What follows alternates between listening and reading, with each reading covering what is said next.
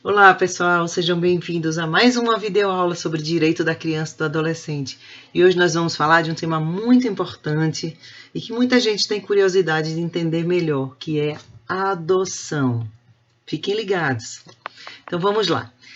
Em aulas anteriores, nós conversamos sobre várias formas de colocação em família substituta. Na verdade, são três: a guarda, a tutela e a adoção.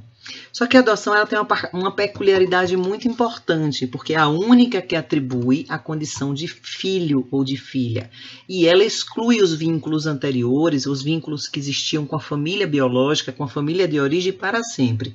Os únicos vínculos que não são excluídos e que persistem são os impedimentos matrimoniais, ou seja, aquela criança que foi adotada por uma família, ela não pode voltar e contrair um casamento com alguém da sua família biológica, a exemplo de irmãos, né? Até por questões de possibilidades de doenças genéticas, pela consanguinidade, tá? Outro aspecto importante é que é uma adoção personalíssima, né? A adoção é um ato personalíssimo e por ser um ato que somente aquela pessoa pode praticar, é proibida por procuração, até porque exige a necessidade de um contato maior, né, com uma certa convivência, inclusive por isso que existe aquele período que a gente chama de estágio de convivência entre adotantes e adotados, né, adotandos, para justamente verificar esse convívio, se é possível, como é que vai ser aquela relação, né, que haja todo aquele ensaio, aquele período onde eles vão se conhecer melhor, para que possam realmente decidir por um passo que é irreversível, né? Então, são características da adoção. A primeira, acabei de falar, que é um ato personalíssimo. Ó, estou seguindo aqui com o cursor para poder direcionar a visão de vocês. Então, é um ato que tem que ser realizado pela própria família que deseja adotar, que a gente chama de adotantes, né? E o adotando, que é a criança ou adolescente que está disponível para adoção.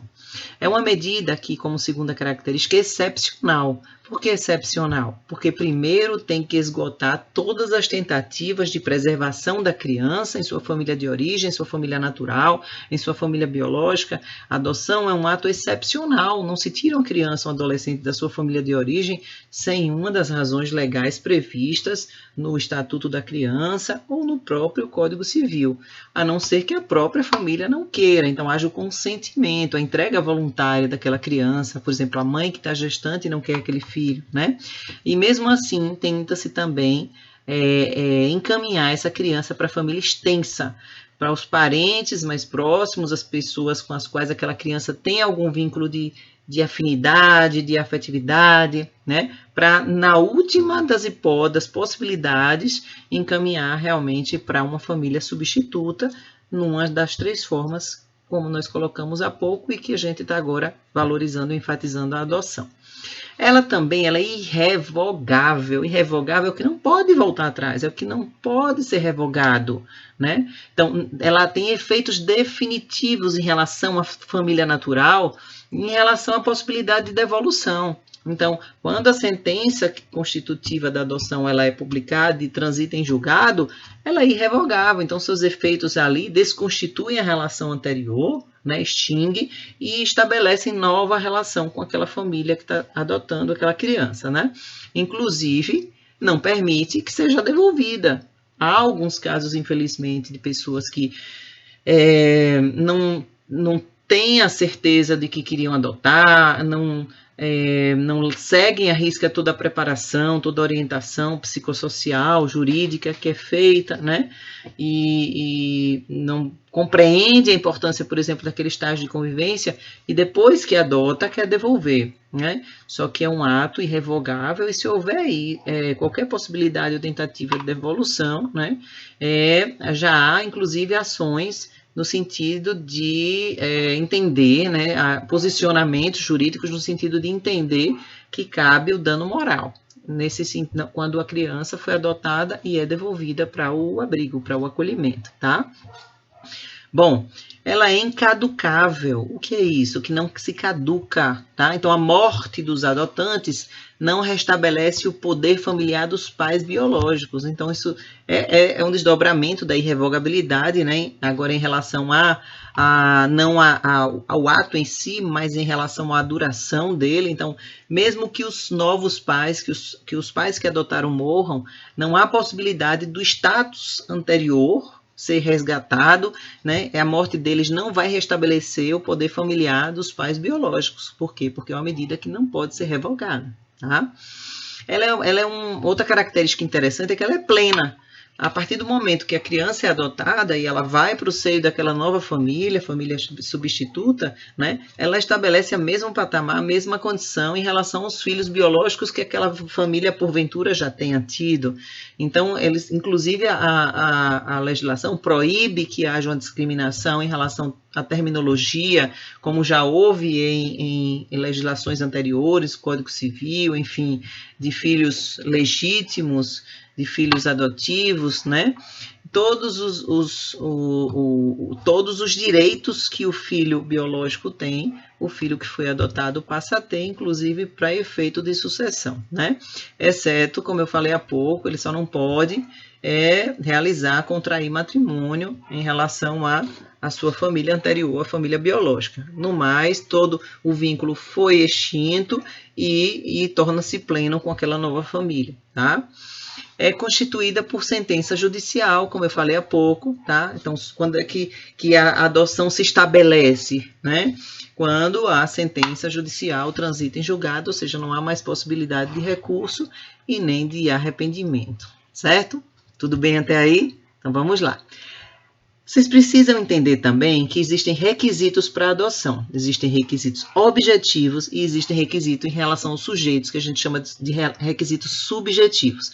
Vamos ver o que vem a ser os requisitos objetivos primeiramente. Bom, aqui nós separamos como requisitos objetivos a idade da criança, né?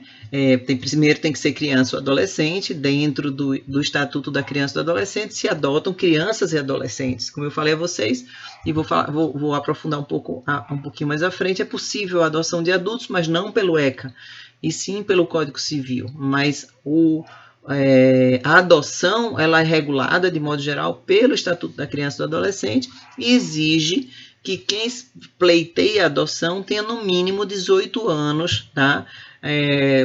Da prática daquele ato, né? No mínimo, essa adoção é interessante, gente, que já houve necessidade, o Código Napoleônico exigia que fossem 60 anos, Roma Antiga, essa época também, tinha que ter 60 anos para requerer adoção, que exigia uma maturidade muito grande, né?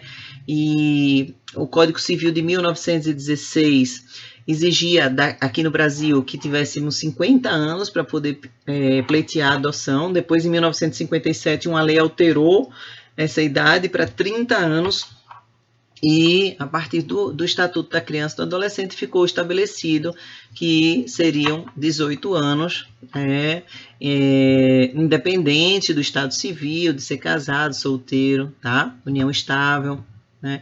Mas quem está pleiteando tem que ter pelo menos 18 anos. Outra característica importante é que tem que haver entre adotante e adotando, ou seja, entre quem quer adotar e quem vai ser adotado, uma diferença de 16 anos.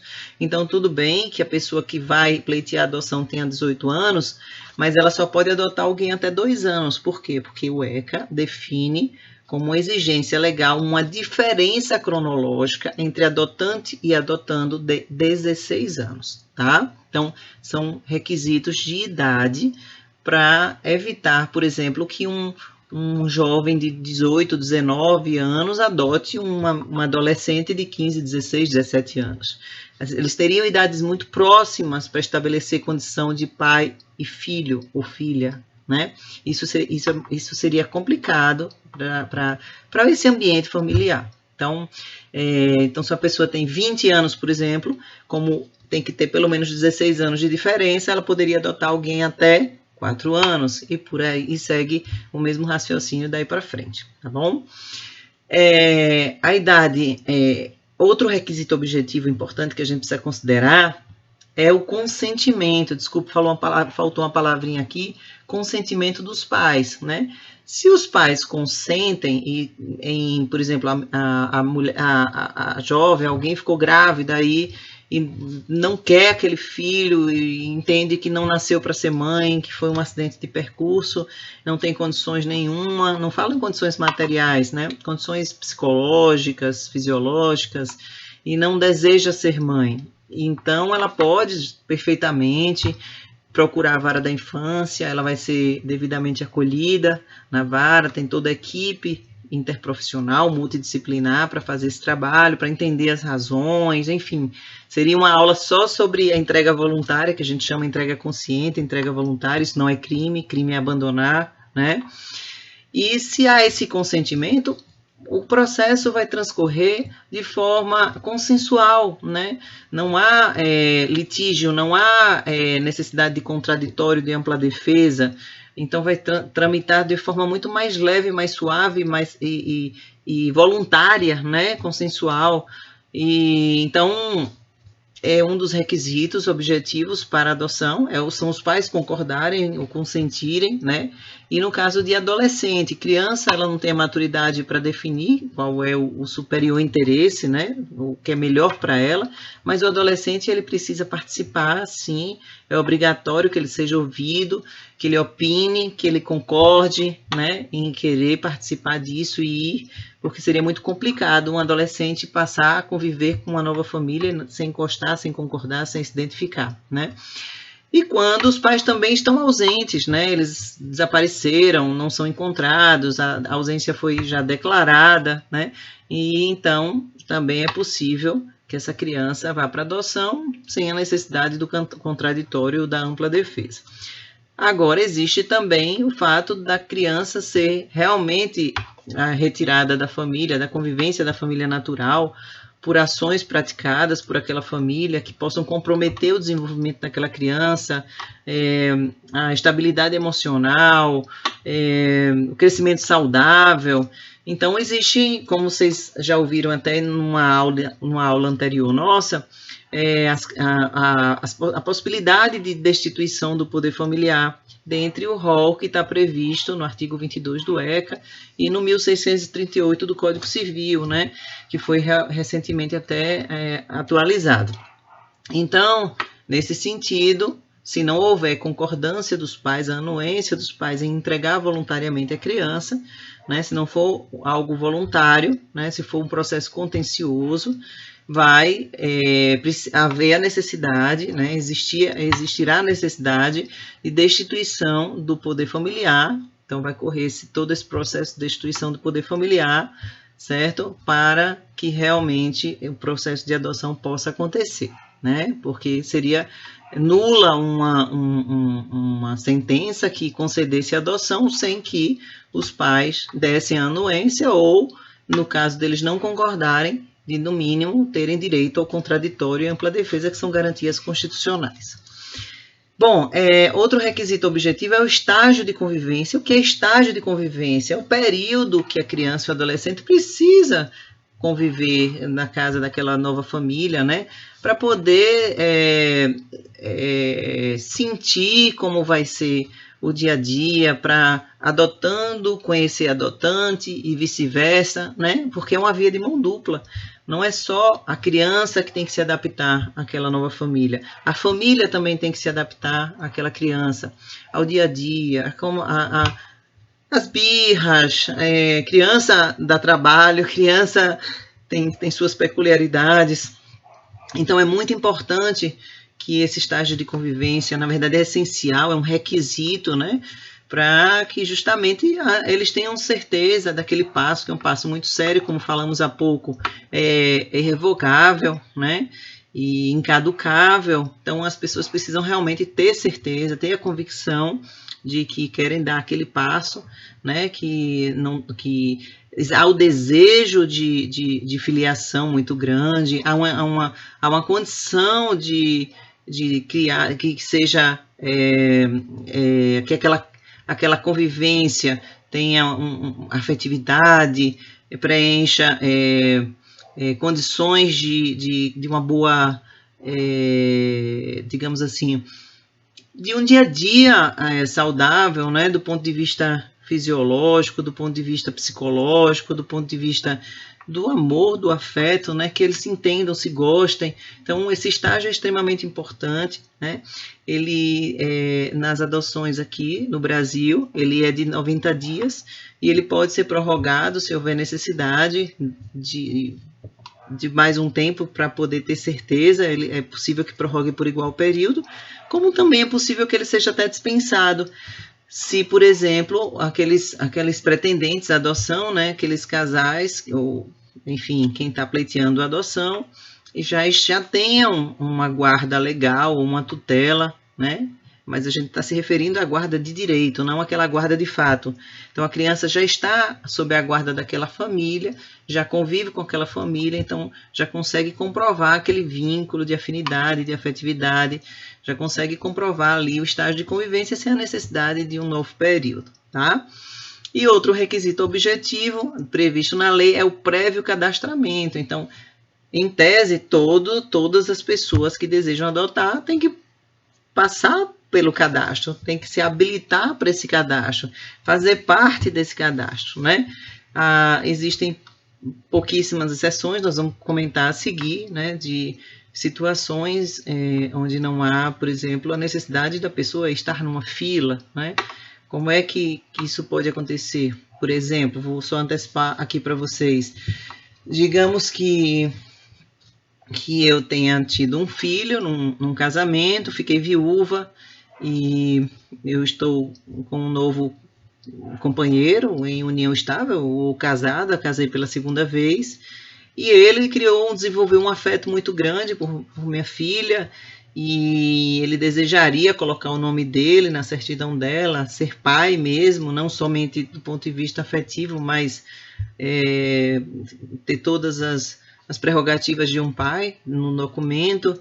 E aí ele vai pleitear a adoção, mas vai ser uma adoção unilateral, então ele não vai participar da fila, ele vai por um processo muito mais rápido, muito mais curto, muito menos formal, porque na verdade a mãe biológica continua ali como mãe, continua com poder familiar. Ele apenas é que vem para somar e fazer parte da vida daquela criança, sendo alçada a condição de pai no documento. Então, é uma adoção que a gente chama de unilateral.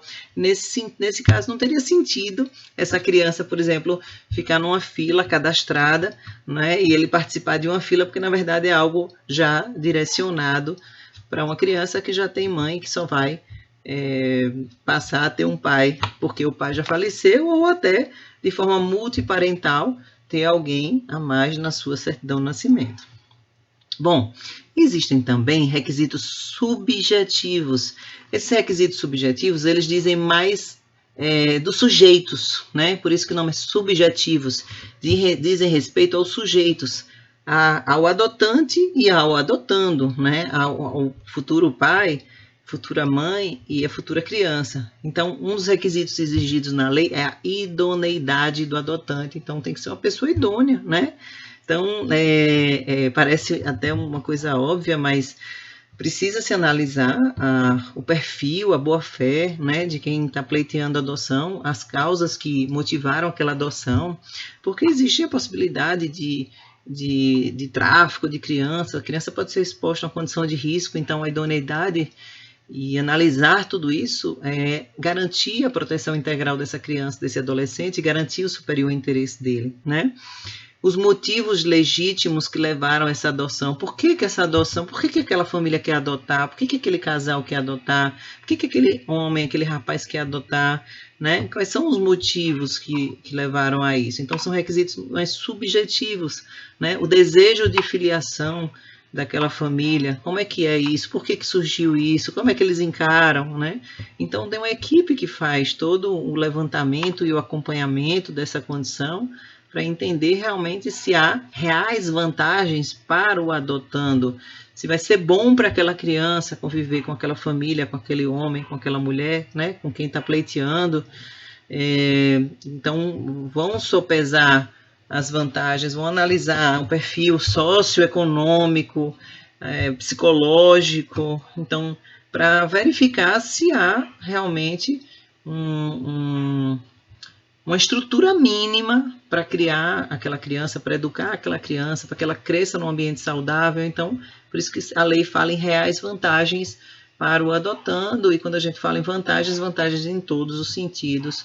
Não estamos falando aqui do sentido meramente econômico. Claro que tem que ter o mínimo de condição para que aquela criança cresça, se desenvolva, que tenha os seus direitos garantidos, mas aqui a gente está falando em algo muito maior, que possa promover a proteção integral realmente daquela criança, daquele adolescente, tá?